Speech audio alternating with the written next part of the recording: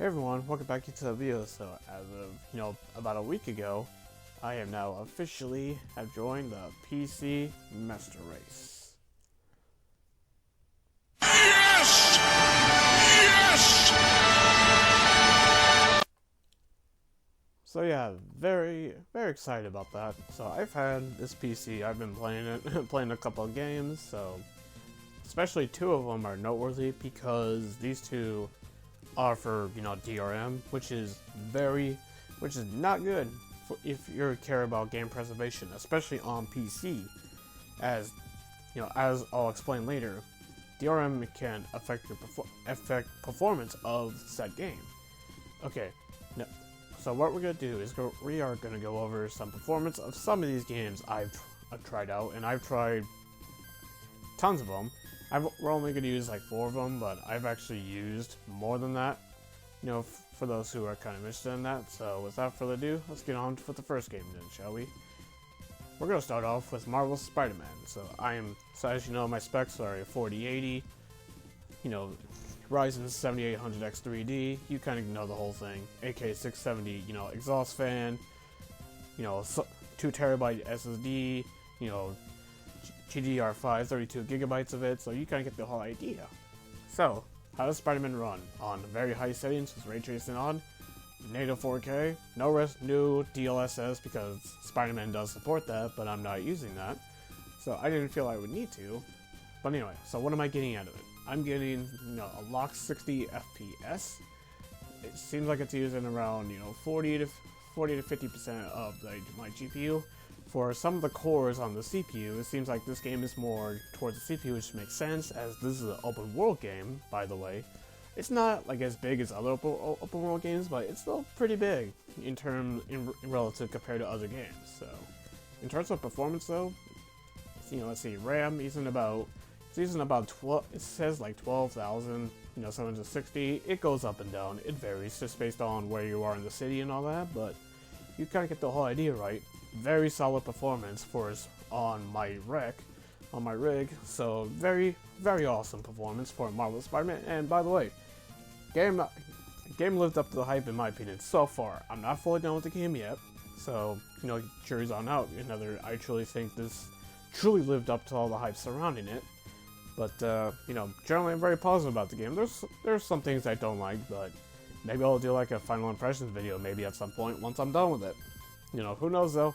Time will tell. But anyway, moving on to the next game, and we have Doom Eternal.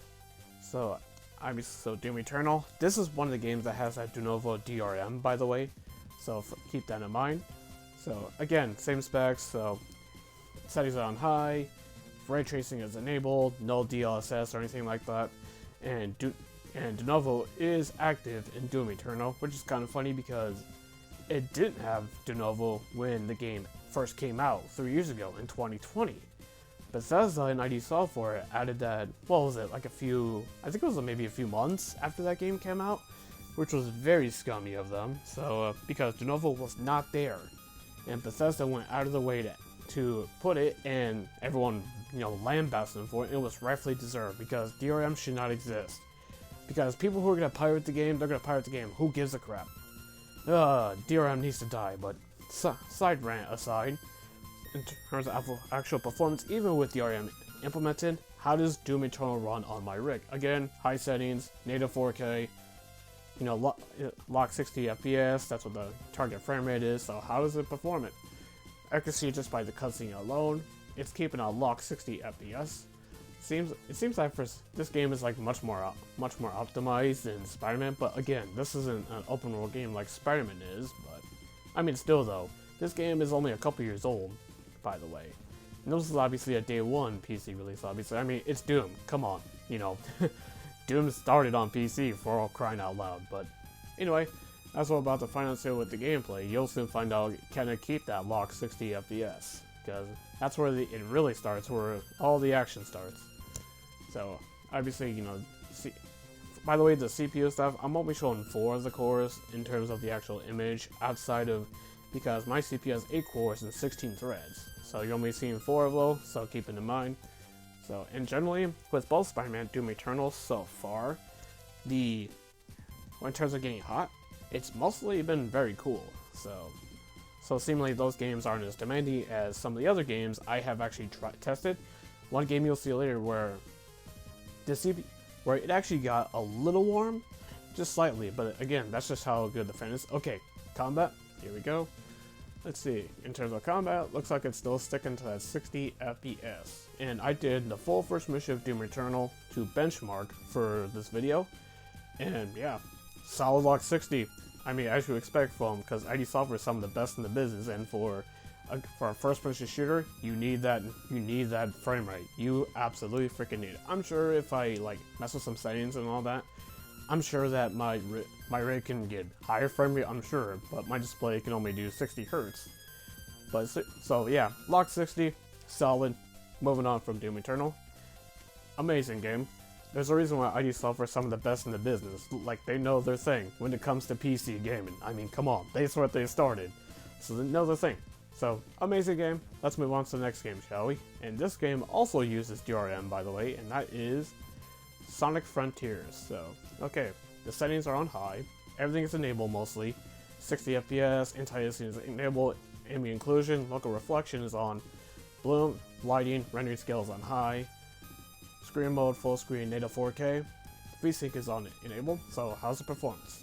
As you can see here, initially 59 frames, but then it quickly went back up to 60. And at one spot, I reached 61, so it actually went above 60 for Sonic Frontiers.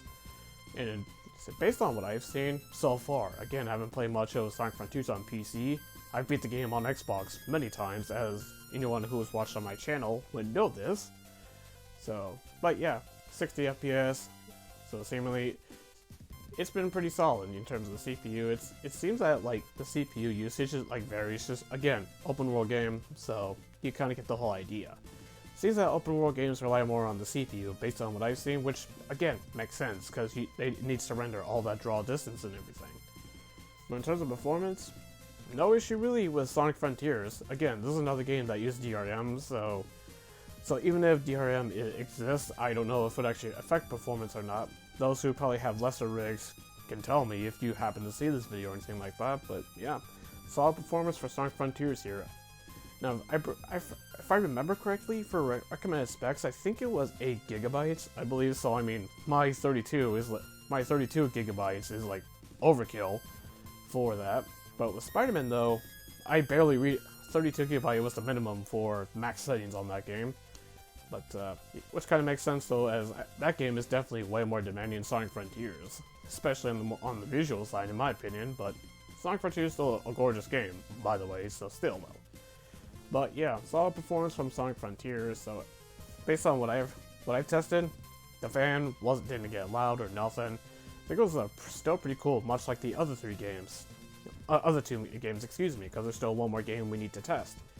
This one, I'd say I put more through stress testing because this game I'm about to show you is the most demanding out of the four, in my opinion. I think a lot of you would agree with me, who will be gaming on PC. And that game, it shall be.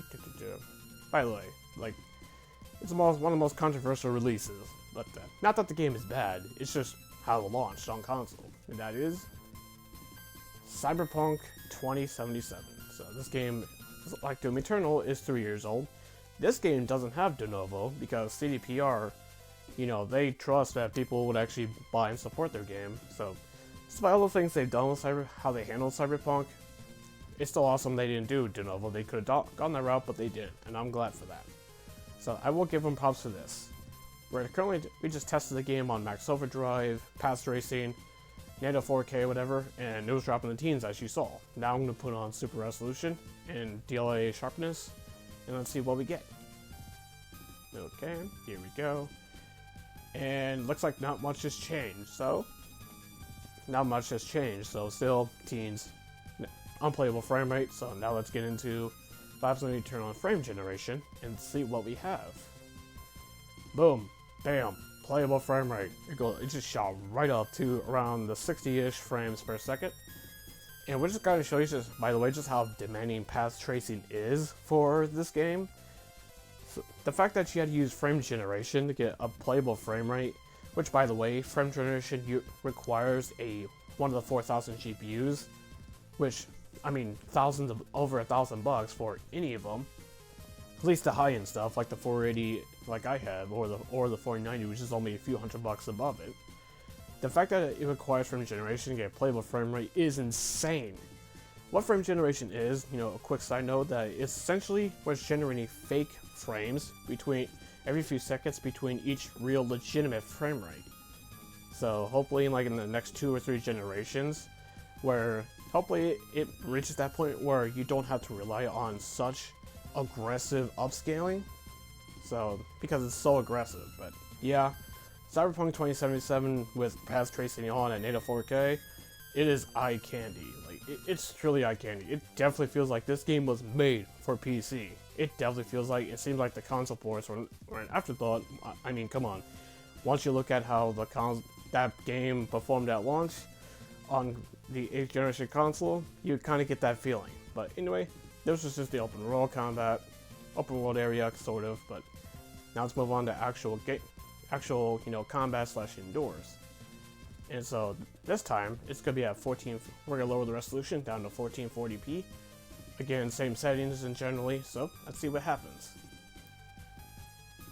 And it goes up, and it goes in the 60s. So slightly performance is a little better compared to what it was in native 4K. Again, RAM usage is around 11-12 gig.